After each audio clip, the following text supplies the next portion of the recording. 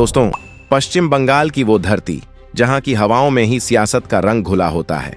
साल 2026 का बिगुल बज चुका है और एक बार फिर पूरे देश की नजरें टिकी हैं बंगाल की बेटी और सूबे की मुख्यमंत्री ममता बनर्जी पर। ममता बनर्जी एक ऐसा नाम जो संघर्ष, जिद और जमीनी राजनीति का पर्याय बन चुका है। आज दुनिया उन्हें सत्ता के शिखर पर देखती है, लेकिन क्या आप जानते हैं कि इस अग्निपुत्री के भीतर का वो लड़ाकू जज्बा कहां से आया? आखिर 17 साल की उस कच्ची उम्र में ममता बनर्जी के साथ ऐसा क्या हुआ था जिसने एक आम लड़की को बंगाल की सबसे ताकतवर नेता बनने के रास्ते पर धकेल दिया? वो कौन सा मोड़ था जिसने ममता के जीवन की दिशा बदल दी और उनके भीतर उस दीदी को जन्म दिया जिससे आज बड़े बड़े सियासी दिग्गज टकराने से घबराते हैं?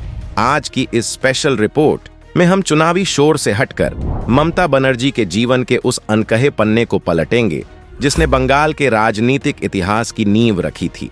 कुर्सी की पेटी कस लीजिए, क्योंकि आज का यह खुलासा 2026 के चुनाव से पहले आपको बंगाल की राजनीति को एक बिल्कुल नए नजरिए से देखने पर मजबूर कर देगा। इसी तरह की और रहस्यमयी जानकारी प्राप्त करने के लिए हमारे चैनल ट्रू हिस्ट्री को आज ही सब्सक्राइब करें और बेल आइकॉन को प्रेस करें। पश्चिम बंगाल की राजनीति को समझने के लिए हमें आज से कई दशक पीछे जाना होगा। यह कहानी शुरू होती है 1950 के दशक में जन्मे एक ऐसे परिवार से जिसका राजनीति के बड़े बड़े महलों से कोई लेना देना नहीं था। ममता बनर्जी का जन्म कलकत्ता, अब कोलकाता के एक बेहद साधारण और निम्न मध्यवर्गीय परिवार में हुआ था। उनके पिता प्रमिलेश्वर बनर्जी एक स्वतंत्रता सेनानी थे जिन्होंने अपने बच्चों को हमेशा सादगी, स्वाभिमान और अपने हक के लिए आवाज उठाने की शिक्षा दी थी। बचपन से ही ममता ने अपने घर में संघर्ष देखा था। कलकत्ता शहर उस वक्त वैचारिक मंथन के द्वार से गुजर रहा था। एक तरफ पुरानी परंपराएं थीं, तो दूसरी तरफ युवाओं के भीतर बदलाव की एक नई लहर दौड़ रही थी। ममता भी इसी लहर का हिस्सा थीं।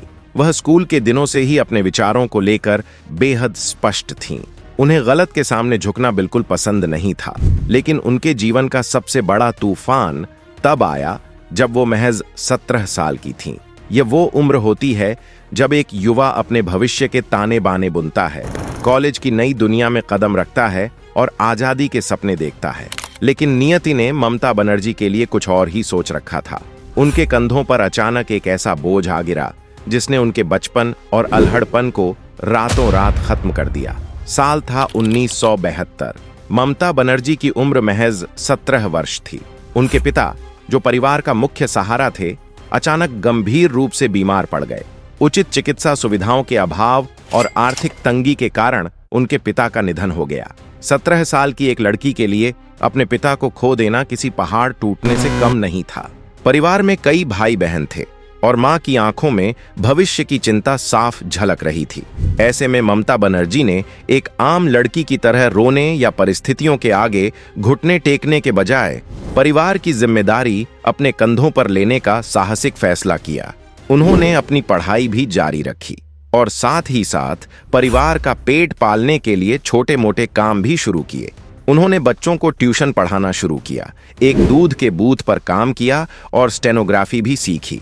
यह वो दौर था जब उनके भीतर एक अनोखी जिद पैदा हो रही थी, परिस्थितियों से न हारने की जिद। पिता के निधन ने उन्हें यह सिखा दिया था कि अगर दुनिया में अपना अस्तित्व बचाना है तो खुद अपने पैरों पर खड़ा होना होगा। इसी पारिवारिक संघर्ष ने उनके भीतर एक ऐसी आग को जन्म दिया जो आगे चलकर बंगाल की राजनीति की दशा और दिशा बदलने वाली थी। पिता के निधन के बाद ममता कॉलेज में दाखिल हुईं। उन्होंने जोगमाया देवी कॉलेज से इतिहास में डिग्री हासिल की। यह 1970 के दशक का वो समय था जब पूरे भारत की राजनीति उबाल पर थी। जयप्रकाश नारायण के नेतृत्व में एक बहुत बड़ा राष्ट्रीय आंदोलन चल रहा था।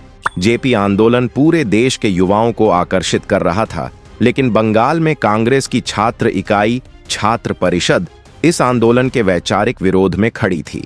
ममता बनर्जी उस समय छात्र परिषद की एक युवा और ऊर्जावान कार्यकर्ता बन चुकी थीं। उनके राजनीतिक सफर का सबसे ऐतिहासिक और चौंकाने वाला किस्सा इसी दौरान हुआ जिसने उन्हें पहली बार राष्ट्रीय मीडिया और बड़े नेताओं की नजरों में ला खड़ा किया। जयप्रकाश नारायण अपने आंदोलन के विस्तार के लिए कलकत्ता पहुंचे थे। उनके स्वागत और समर्थन में भारी भीड़ जुटी थी। उनके काफिले को देखकर ऐसा लगता था मानो पूरा शहर उनके पीछे चल पड़ा हो। जेपी एक बेहद कद्दावर नेता थे, जिनका कद उस समय देश में सबसे बड़ा माना जाता था। बड़े बड़े राजनेता उनके सामने खड़े होने से कतराते थे, लेकिन तभी कुछ ऐसा हुआ जिसने सबको सन्न कर दिया। जेपी का काफिला जब सड़क से गुजर रहा था तो अचानक 17 से 18 साल की एक दुबली पतली सूती साड़ी पहने लड़की उस विशाल काफिले के ठीक सामने आ गई। वो कोई और नहीं बल्कि ममता बनर्जी थीं। अपने वैचारिक विरोध को दर्ज कराने के लिए ममता ने एक ऐसा कदम उठाया जिसकी कल्पना किसी ने नहीं की थी। वह बिना किसी डर के, बिना अपनी जान की परवाह किए सीधा जेपी की कार के बोनट पर चढ़ गईं। उन्होंने कार के बोनट पर खड़े होकर काले झंडे दिखाए और अपने विचारों के समर्थन में जोरदार नारे लगाए। यह कोई साधारण घटना नहीं थी। यह एक युवा लड़की का देश के सबसे बड़े राजनीतिक आंदोलन के खिलाफ एक अकल्पनीय साहस था। पुलिस और प्रशासन के हाथ पैर फूल गए। जेपी खुद इस युवा लड़की की हिम्मत देखकर हैरान रह गए। ममता बनर्जी के इस कदम में कोई द्वेष नहीं था, बल्कि यह एक विशुद्ध वैचारिक प्रदर्शन था जिसने यह साबित कर दिया कि यह लड़की किसी भी बड़े से बड़े राजनीतिक तूफान से टकराने का माद्दा रखती है। इस एक घटना ने ममता बनर्जी को रातों रात बंगाल की छात्र राजनीति का सबसे चर्चित चेहरा बना दिया। लोगों ने समझ लिया था कि इस लड़की को न तो डराया जा सकता है, न ही दबाया जा सकता है। जेपी की कार के बोनट पर चढ़ने वाली उस घटना के बाद ममता बनर्जी का कद कांग्रेस पार्टी में लगातार बढ़ता गया। उनकी जमीनी पकड़, लोगों से जुड़ने की कला और उनका निडर रवैया उन्हें बाकी नेताओं से अलग बनाता था। उन्होंने कलकत्ता विश्वविद्यालय से इस्लामिक इतिहास में मास्टर डिग्री हासिल की और कानून LLB की पढ़ाई भी पूरी की। समय तेजी से आगे बढ़ा। साल 1984 आ गया। भारत की राजनीति में यह एक बेहद संवेदनशील समय था। तत्कालीन प्रधानमंत्री इंदिरा गांधी की अचानक हुई मृत्यु के बाद पूरे देश में सहानुभूति की लहर थी और राजीव गांधी ने कांग्रेस की कमान संभाल ली थी। राजीव गांधी युवा चेहरों को आगे लाना चाहते थे। बंगाल में कांग्रेस के सामने सबसे बड़ी चुनौती थी वामपंथी लेफ्ट दल, जो वहां अपनी जड़ें बेहद मजबूत कर चुके थे। जादवपुर लोकसभा सीट वामपंथियों का सबसे अजेय किला मानी जाती थी। यहां से सीपीआई के दिग्गज और देश के सबसे कद्दावर वकीलों में से एक सोमनाथ चटर्जी चुनाव लड़ रहे थे। सोमनाथ चटर्जी के सामने चुनाव लड़ना किसी भी बड़े नेता के बस की बात नहीं मानी जाती थी। राजीव गांधी ने जादवपुर जैसी मुश्किल सीट से एक बेहद युवा, दुबली पतली और महज 29 साल की महिला को मैदान में उतारने का फैसला किया। यह महिला थी ममता बनर्जी। जब ममता का नाम घोषित हुआ तो राजनीतिक पंडितों ने इसे एक मजाक समझा। लोगों ने कहा कि एक इतनी बड़ी शख्सियत के सामने यह युवा लड़की अपनी जमानत भी नहीं बचा पाएगी। लेकिन ममता बनर्जी एक अलग ही मिट्टी की बनी थीं। उनके पास न तो चुनाव लड़ने के लिए भारी भरकम फंड, पैसा था और न ही कोई बड़ा राजनीतिक परिवार। उनके पास सिर्फ एक चीज थी, जनता से सीधा संवाद। ममता ने डोर टू डोर, घर घर जाकर चुनाव प्रचार शुरू किया। वो दिन रात पैदल चलती, झुग्गियों में जाती, लोगों के साथ जमीन पर बैठकर बात करती।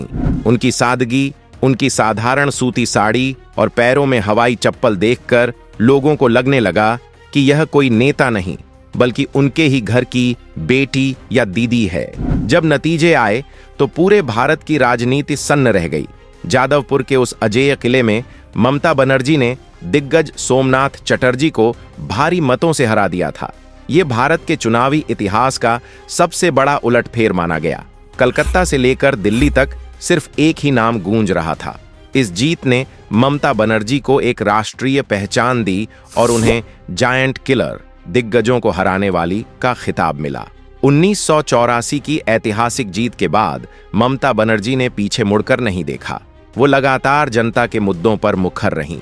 लेकिन 1990 का दशक आते आते बंगाल की राजनीति एक नए मोड़ पर पहुंच गई थी। वामपंथी दलों का प्रभाव पूरे राज्य पर हावी था और मुख्य विपक्षी दल के रूप में कांग्रेस लगातार कमजोर पड़ती जा रही थी। ममता बनर्जी को यह बात बेहद परेशान करती थी। उनका मानना था कि राज्य कांग्रेस का नेतृत्व वामपंथियों के साथ नरमी बरत रहा है और जनता की असली लड़ाई नहीं लड़ रहा है। ममता का स्वभाव समझौता करने वाला नहीं था। उन्होंने सड़कों पर उतरकर कई बड़े आंदोलन किए। कई बार उन्हें कड़े प्रशासनिक विरोध का सामना करना पड़ा। उनकी आवाज को दबाने की कोशिशें हुईं, लेकिन उनके कदम कभी पीछे नहीं हटे।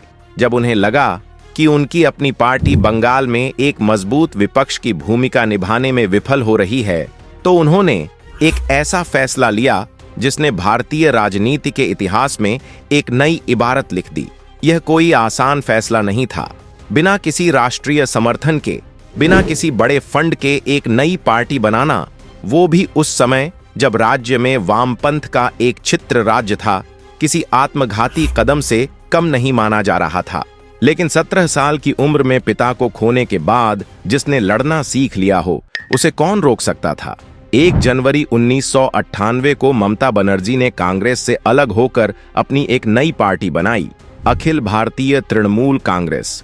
पार्टी का चुनाव चिन्ह चुना गया, जोड़ा घास फूल, घास के साथ 2 फूल, जो जमीन से जुड़े होने का प्रतीक था। ममता का संदेश साफ था, वो महलों की नहीं बल्कि जमीन की राजनीति करेंगी। तृणमूल कांग्रेस के गठन के बाद ममता बनर्जी का सफर किसी तपस्या से कम नहीं रहा।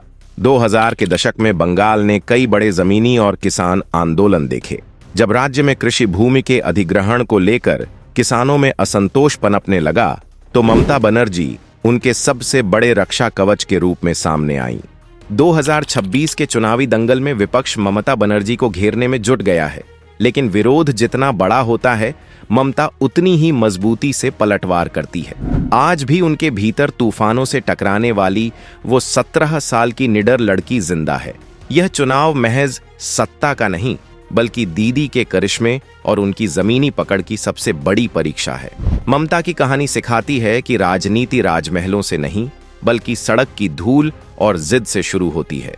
आप उनके विचारों से सहमत हों या नहीं, लेकिन एक साधारण सी सूती साड़ी में लाखों दिलों पर राज करने वाली उनकी यह सादगी और जीवटता ही भारतीय लोकतंत्र की असली खूबसूरती है।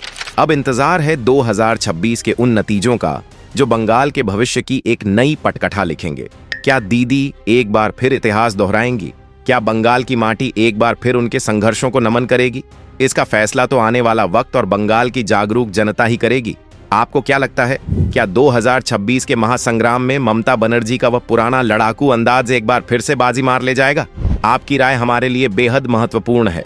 अपनी राय कमेंट बॉक्स में जरूर साझा करें। अगर आपको यह खास पेशकश और यह गहराई से किया गया राजनीतिक विश्लेषण पसंद आया हो, तो इस वीडियो को अपने दोस्तों, परिवार और सभी विचारशील नागरिकों के साथ ज्यादा से ज्यादा शेयर करें। देश और दुनिया की हर महत्वपूर्ण, सटीक और अनकही खबर के लिए हमारे चैनल को सब्सक्राइब करना बिल्कुल न भूलें। जय हिंद।